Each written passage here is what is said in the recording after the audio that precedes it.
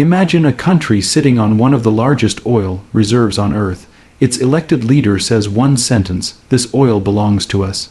2 years later, foreign spies bribed journalists, paid street gangs, and sent tanks to shell his house. This isn't a movie plot. This happened in Iran in 1953, and the men who did it weren't just from one country. They were American, and for 60 years, America denied it.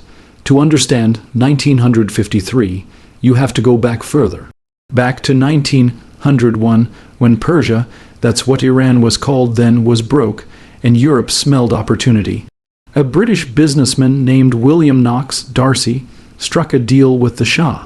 In exchange for £20,000 in cash, another $20,000 in shares, and 16% of future profits, Darcy got the exclusive right to hunt for oil across almost the entire country, nearly 500,000 square miles, handed over for what amounted to pocket change. Finding oil nearly bankrupted him. His crews battled 50-degree heat and hostile terrain for years. In 1908, with investors ready to pull the plug, his team finally struck a massive field. The Anglo-Persian Oil Company was born. You know it today by a different name, British Petroleum. Here's the detail that changes everything. In 1914, Winston Churchill made a decision that would define the next century. He switched the entire British Navy from coal to oil. Britain now needed a guaranteed oil supply, and Persia had it. The British government bought a controlling stake in the company. Iranian oil wasn't just a business anymore. It was now a pillar of the British Empire. In the city of Abadan, home to what was once the largest oil refinery on the planet, British staff lived behind walls, with pools, cinemas, and manicured lawns. Iranian workers, the men who actually pulled the oil from the ground, lived in a district nicknamed Paper City, homes built from flattened tin cans, no running water, no electricity. By 1947, the numbers told the story plainly. The company's profits dwarfed Iran's royalty payments. Britain reportedly collected more in taxes from the company than Iran earned from owning the oil in the first place.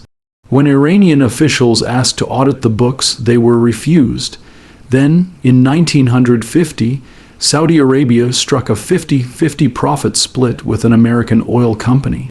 Suddenly, Iran's arrangement didn't look unlucky, it looked deliberate. Enter Mohammad Mossadegh, a European, educated lawyer and aristocrat, and by every account a strange man to watch in person. He wept during speeches, received foreign officials while lying in bed, sometimes fainted mid-session in Parliament. Genuine emotion or theater, nobody was ever quite sure.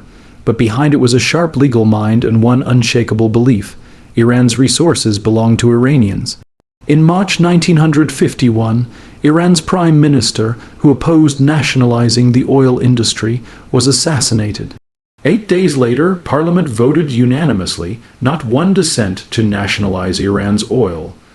Weeks after that, Mossadegh became prime minister himself and signed it into law. The Anglo-Iranian Oil Company was to be dissolved. Iran's oil would finally be Iran's. London did not take this well. Britain responded with an embargo.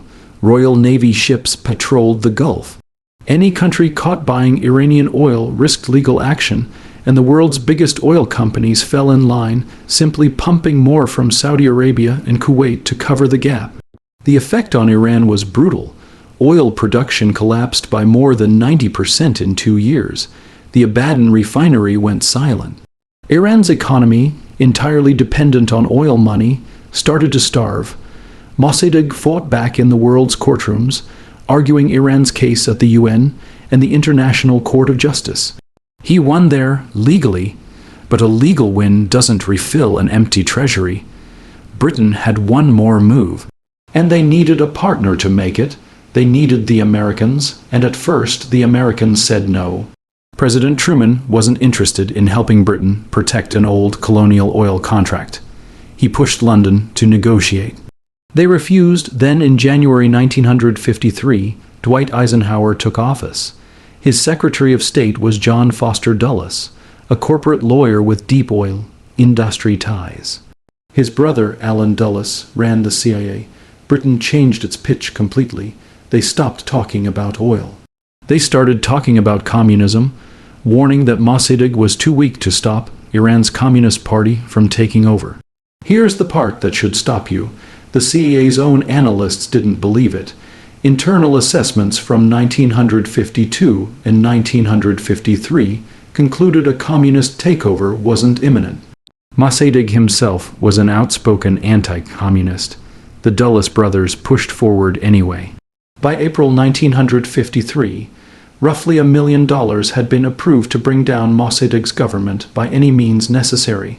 The operation had two names. Britain called it Operation Boot. The CIA called it Operation Ajax. Eisenhower gave final approval in July. The man sent to run it on the ground was Kermit Roosevelt Jr., grandson of Theodore Roosevelt. Quiet. Understated. A colleague once said he was the last person you'd expect to be running dirty tricks. He crossed into Iran under a false identity in July 1953, carrying cash and a plan with three parts. Fake news stories written in English, translated into Persian, planted to make Mossadegh look like a communist, an enemy of religion, a threat to the monarchy, tailored to whichever fear would land. Bribes flowing to editors, clergy, and street organizers, and pressure on the Shah himself to sign royal decrees dismissing Mossadegh. The Shah was terrified and almost said no. Roosevelt pushed. Eventually, the Shah signed. The first attempt on the night of August 15th collapsed within hours. Mossadegh had been tipped off. The officers sent to arrest him were arrested instead. The Shah, believing it was over, fled the country in a panic. CIA headquarters sent Roosevelt a cable ordering him to abort and leave Iran. He ignored it. Over the next 3 days, Roosevelt rebuilt the operation with cash and pressure. And Mossadegh made one costly mistake, believing he'd already won. He told his supporters to stand down and go home. On August 19th, paid crowds flooded Tehran's streets waving pictures of the Shah. Military units loyal to the plot seized the radio stations. By afternoon, tanks surrounded Mossadegh's house and opened fire. Fighting spread across the city. An estimated 200 to 300 people died that day. Mossadegh escaped over a garden wall. He surrendered the next morning. Iran's experiment with democracy was over. A year later, the real purpose of the operation played out on paper. A new consortium agreement carved up Iran's oil. British Petroleum kept 40%. 5 American oil companies split another 40% between them, Washington's reward for its role. Dutch and French companies took the rest. The oil Mossadegh had nationalized for the Iranian people went right back to Western companies. The only real change was that America now had a seat at the table too. Mossadegh was tried, sentenced, then spent the rest of his life first imprisoned, then under house arrest. He died in 1967, still confined. The Shah, now dependent on American backing, tightened his grip. In 1957, with CIA help, he created SAVAK, a secret police force that became one of the most feared institutions in the Middle East. Censorship, surveillance, and reports of torture and disappearances became routine. Political opposition was crushed for a generation. Oil money built highways and universities, but it also built a chasm between a westernized elite and a country that felt increasingly foreign to itself. By the late 1970s, that resentment had a leader, Ayatollah Ruhollah Khomeini, an exiled cleric who had spent years calling the Shah a puppet of the West. In January 1979, the Shah fled Iran for the last time. In October, dying of cancer, he was allowed into the United States for treatment. To many Americans, that looked like basic compassion. To many Iranians, it looked exactly like 1953 happening again, the fear that Washington was sheltering the Shah to plot his return, the same way it had once helped return him to power before. On November 4, 1979, Iranian students climbed the walls of the U.S. Embassy and took more than 60 Americans hostage. They held them for 444 days.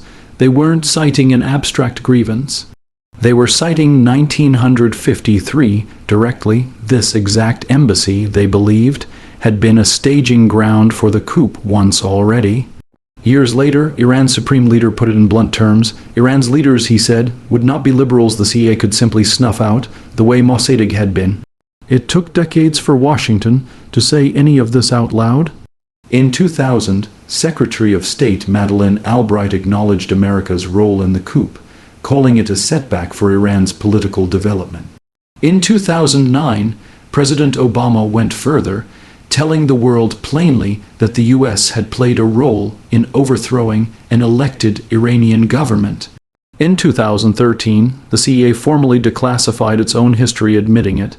In 2023, on the coup's 70th anniversary, the agency called the operation what it was: undemocratic. For many Iranians, those admissions came far too late. Mossadegh once summed up his own downfall in a single line.